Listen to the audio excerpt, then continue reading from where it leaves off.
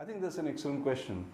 Let me start with the following statement, that when you look at research, what you're doing, you are converting wealth into knowledge. But when you look at innovation, you are converting knowledge into wealth. Now, India has been very good at converting wealth into knowledge. Our scientists publish papers, they produce patents, etc., etc., new knowledge. But our inability to convert that knowledge into wealth, I believe, has been a major sort of disadvantage. And that is why I have been always talking about the I in India standing for innovation, I in industry standing for innovation, I in industry standing for innovation, because innovation is all about successful exploitation of new ideas. Mark the words, successful exploitation of new ideas. First, the ideas must be new. Whether they are new to India or new to the world did not matter previously. Okay, we hardly did anything that was new to the world, excepting nano.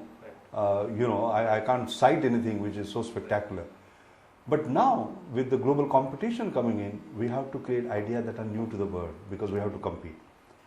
The second is, it is successful exploitation, not implementation, not demonstration. So if a scientist does something in a laboratory, for example, and creates a prototype, all right, and says, I'm now successful, I'm sorry, that is not the case. It has to reach the marketplace, may or not be. And secondly, it has to be done on a successful basis. By successful, I mean it's a country of 1 billion. So if you just do something which helps 7.5 people or 3.5 villages, I don't care. To me, that's not success. Scale. 3 things that are very critical that we have missed in India. First is speed, the second is scale, and third is sustainability. Speed, scale, and sustainability. Whatever we have to do with speed. 20 years ago, when I was in Science Advisory Committee to the Prime Minister in Rajiv Gandhi's time, member of SAC-PM, he had said that we will raise our R&D spend to 2% of GDP. Today, we are still less than 1%. 20 years down the line, we have not been able to do that. 20 years ago, as a member of Science Advisory Committee to the Prime Minister, I still remember our saying National Science and Engineering Research Foundation will be created, NSF, like America. 20 years down the line, is still pending. We are about to do it. 10 years ago, when I was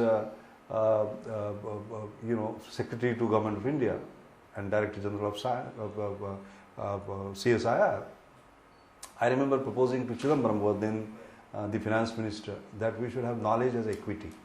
Allow universities, allow national labs to have knowledge as equity, because contract research gives you very little return.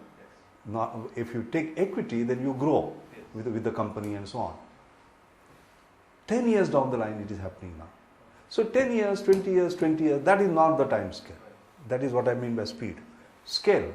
As I said, we are a country of 1 billion. So we have to do things on a scale.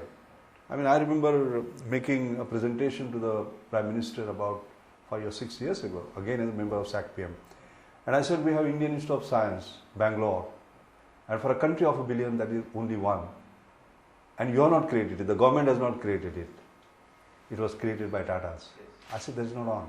And he took it very seriously. And today, there is a massive expansion of the higher educational system. There are Indian Institute of Science, Education and Research that is being created, number of new IITs that are created. How can a country of 1 billion have just 6 IITs? It requires 60.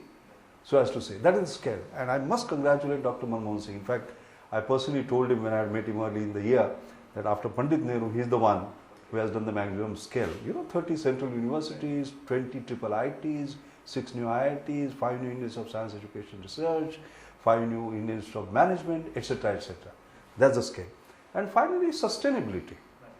When does sustainability come? When you have basically leadership, for example, succession plans, so that institutions do not collapse when the leaders vanish. I was speaking in Pune on the other day, Hindustan Antibiotics. We were the first penicillin producer. 1954 we started. Where is Hindustan Antibiotics? Gone.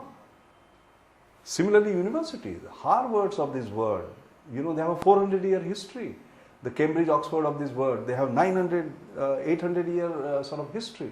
That is sustainability. So speed, scale and sustainability. I would say these are the missing points.